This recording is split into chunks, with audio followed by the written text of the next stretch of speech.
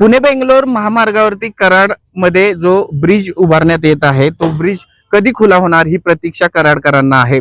20 तारखेला हा उड्डाण पूल सुरू करण्यात येणार असल्याचं सांगितलं जात आहे। मात्र सद्यस्थिती पाहता या ब्रिजवर अनेक कामं सुरू आहेत। आपण पाहू शकतोय की या ब्रिजवर कामं सुरू आहेत, अजून बरीचशी कामं बाकी असल्याचं दिसून येते। त्यामुळे 20 तारीख जी सांगितली जाते त्या 20 तारखेला हा उड्डाण पूल खुला केला जाणार का हा प्रश्न उपस्थित करावा लागेल।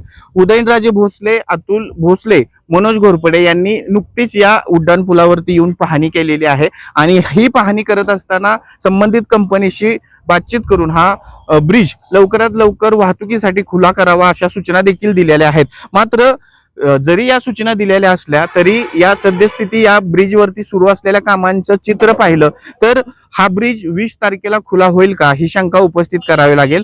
अनेक वर्षापासून हा ब्रिज बनवण्याचं काम सुरू आहे। कराडकर आता हा लवकरात लवकर उड्डाणपूल पूर्ण व्हावा ही अपेक्षा व्यक्त करतायत आणि प्रतीक्षा करतायत की हा उड्डाणपूल लवकरात लवकर सुरू व्हावा।